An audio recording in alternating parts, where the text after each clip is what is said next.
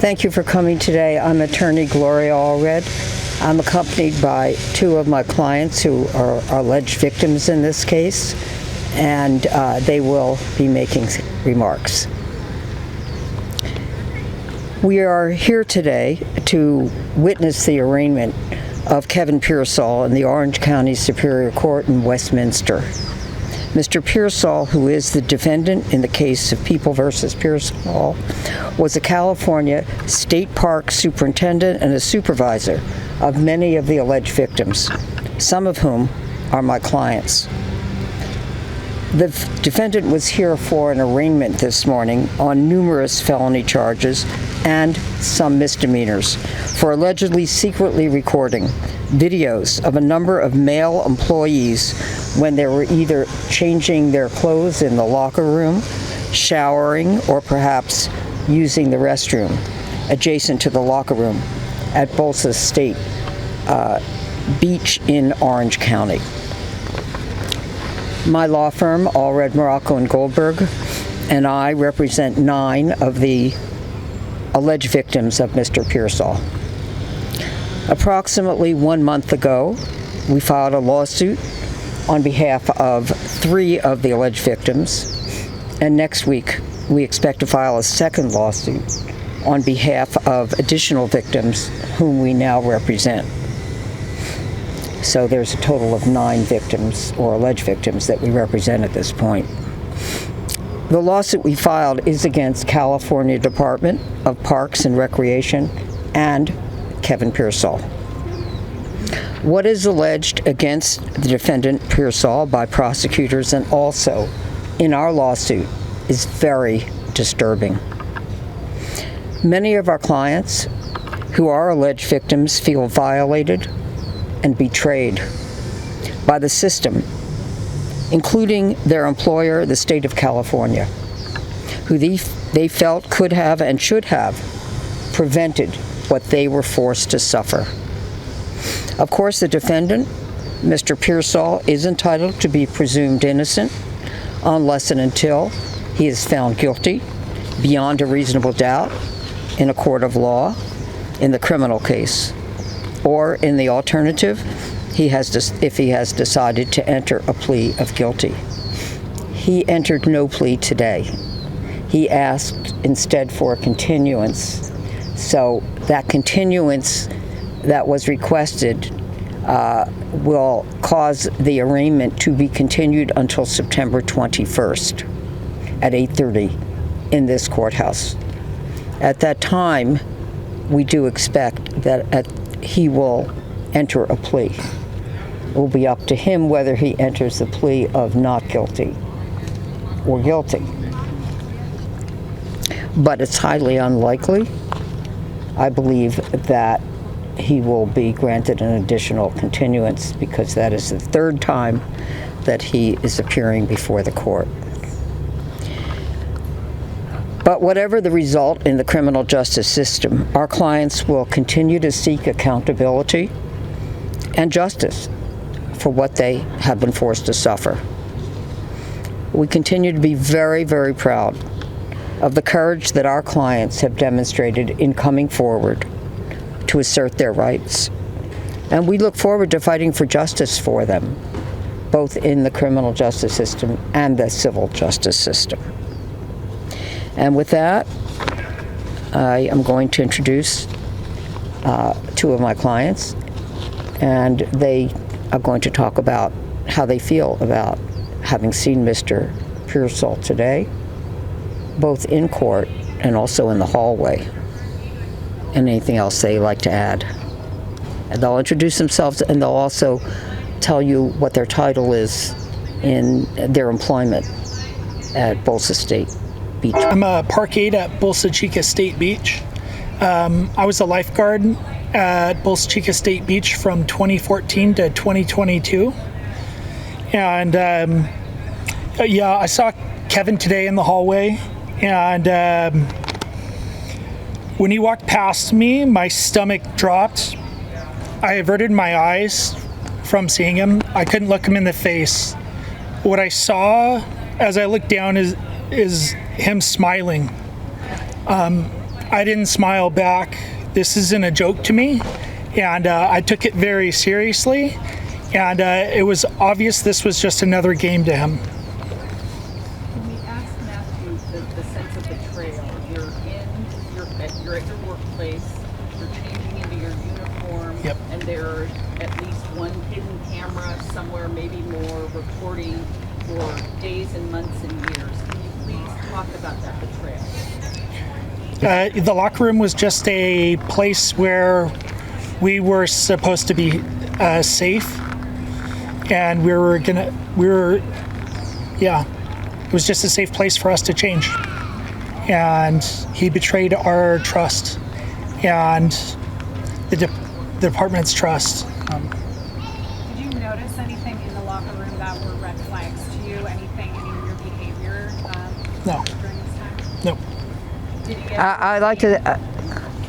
Also, you were required to change. You couldn't take your uniforms Yeah. home, right? So you might want to share that with them. Yeah, we were required to change in the locker rooms because we weren't supposed to be wearing our uniforms to and from work, and we were required to change in the back of the locker room where the cameras were. who required that? Who required that? Kevin. So what did he say? Okay, so for now, I'm sorry, we would like to introduce our other client, and he'll make a statement, then we'll take a few more questions. Thank you. And again, take your name and your title, but he's going to lower it. Sure. Your background. Good there. Yes, thank you. My name is Richard Corey. I'm a senior park aid manager at Bolsa Chica State Beach. Kind of going with my coworker said, Kevin, we just saw him in the hallway and he was smiling. Like, I don't even know how to describe that other than you walk by all of us, lifeguards, park aides, everybody, and he is smiling. And that, I mean, it's already a betrayal. It already hurts, but who does that? You know what I mean? Like, who? Anyway, yeah. Kevin's gonna get his day in court. He's got to plead and he's got to do it. But I mean, I can already tell. Like, I'm not surprised that he would walk by smiling. Yeah, it just the whole thing is messed up and it hurts. And I just imagine if it was your workplace. That's all I got to say to people is just imagine if it was you. Imagine if some of these kids were these lifeguards. They were just barely out of high school. So I mean, imagine if it was your son. Imagine if it was your boy. And he's walking by smiling. It hurts. Was this your first time seeing him since working with him? Yeah. I haven't seen him since. Yeah,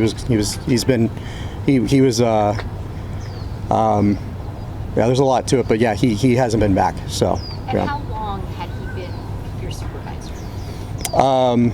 I transferred to Bolsa Chica State Beach from another park, so I'd been working with him for a few years. Yeah. Can you recall him directing anyone to a certain part of the locker room? Did you ever see or hear that with the junior guards or anyone? Not with junior guards, but I mean, a lot of us that when they were changing and stuff, I mean, our uniforms, if you've seen us like at the beach, a lot of our uniforms, we kind of look like with our badges and stuff, we look like officers. So they have, and this is something that's been since I was working with them for a long time, they discouraged us showing up to work wearing our uniforms because we kind of look like officers with those badges on. So they would tell us you have to change when you get to work. We never thought anything of it, but yeah, a lot of us were like Matthew, were directed to the back to change. We just, you never think it's, you hear about this stuff happening in the world. You just don't ever think that it's going to happen to you. You just don't, and it's the beach. It's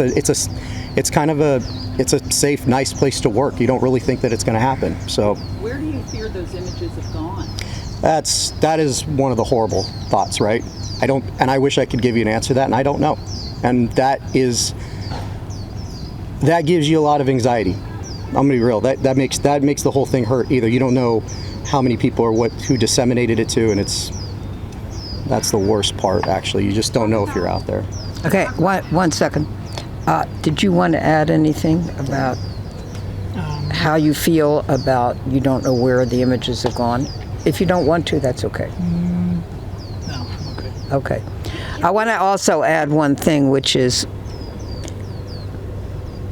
that Mr. Pearsall was a sworn officer. In other words, he was law enforcement. He took the oath. That means this is an especially serious case if, in fact, the prosecution is able to prove beyond a reasonable doubt that it was his camera and that he distributed any images that he was recording, if he did, to another person. Can you talk about how you found out about the recordings and how you felt when you discovered? You can say how you felt when you learned about it Yeah. at the meeting. Oh, well, that meeting when they told us all, I can't even be just, there was, a lot of the men, we are going through a lot of things on the emotional spectrum. I mean, it was anger, it was frustration, it was sadness, it was betrayal. It was all of us. It was a wild day that day because we just felt, the best word to describe it is absolutely betrayal. Like Gloria was saying, he's a sworn peace officer. Your boss is a peace officer. Like that's like the highest level of trust. So to find this out, it's like, it hurts. It's painful. It's incredibly painful. When Kevin left today, he was escorted by 2 sheriff's deputies, and I asked the deputies why that was, and they said to me, for his safety. How do you feel about that? Everybody that works at that beach is a good person, like a good person. I don't know what he feels scared about. I mean, all those lifeguards. These are people. These are lifeguards. These are park. These are people who save people's lives. I don't know what he's scared of. That's ridiculous. So. Just a point of clarification, when you say that they told you, does that mean the department, or who was actually the one that informed? The question, if you can't hear it, is who told the employees at the meeting what they believed had happened? Without naming people. Yeah, I was basically people from Sacramento I've never seen before, to be honest with you. So parks people, yeah, like upper administration. Mm-hmm. So yeah. It's also our understanding that Kevin has been a long-time employee. Those of us who've been around Orange County have interviewed him in the past. He stands to collect his pension for decades that he worked for the state, up until the point that he was charged with these crimes. At a time where every department is strapped for funds, and I'm just kind of curious, maybe Gloria, it would be appropriate for you to comment on that, but we need to lower the mic a little. Okay. It's just an interesting addendum, I guess. He retired, I believe, when he was facing scrutiny. Yeah, that's what's reported, that he retired, I believe, in July 2025, after he learned of the investigation. We're not, he may be entitled to his pension. I don't have enough information about that, whether or not he was there enough years. He was there many, many, many years. And we don't know. We do know that he has a private defense attorney. So that means he's able to afford a private defense attorney and is unlikely to have qualified for a public defender because of what his assets are. And he's being sued civilly, correct? In addition to Yeah, we have filed a civil lawsuit on behalf of Matthew and Richard and an additional person. And next week we plan to file a second lawsuit because now we represent 9 total alleged victims. So we will be filing for those who were not represented in the first case. Ultimately, that second case may end up being consolidated with the first, but procedurally, that's what we need to do. That's what we will do. Is there the potential there are dozens more? Well, there are some cases, also, we know of at least one other case filed by another attorney. We don't know the total number of alleged victims in this case. I saw a report that there might be 23, but we don't know. Because again, we don't know all of the images that have been captured and are in the possession of law enforcement. And also, we don't know if what they have is actually the total number of images. And we also don't know how many, if any, were disseminated to another person or persons. And I think that also leads to the fear that Richard mentioned about you don't know what you don't know, and you don't know what you may find out later.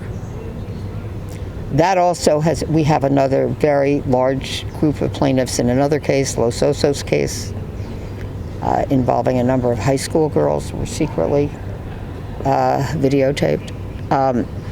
And so, there are identified victims, there are those who are not identified, but we don't know how many more images were going to come into the possession of law enforcement or into our possession.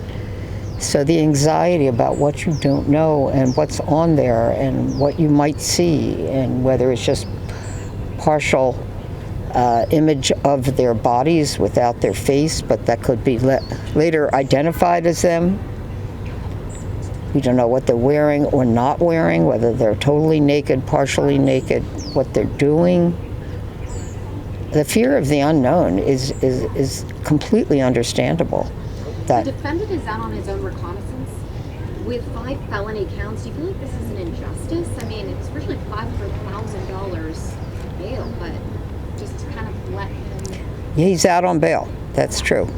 And he'll be on bail unless and until there is a further reason to bring him back, on another bail motion, which I don't know. I don't have information about why that bail might be revoked. We don't know. That was a decision that was made at an earlier time before I became involved. So I don't know. Gloria, were these Judges usually take into account whether or not there is a possibility that a charged defendant or a defendant who's soon to be charged might flee, what their prior criminal history is, and other factors. So that's what the judge decided, and he was able to post it. Don't usually have to post the whole thing. We don't know if he has a bail bondsman, but you have to post a collateral in a significant amount. Were these images found on his phone, on his... I can't hear your question. Were these images found on his phone or on his computer? I don't have the details of the images that are in the possession of law enforcement. And so we don't know if whatever they have been added to since it was reported that they had images. So I don't know. I can't. And just a point of clarification, is it accurate to say that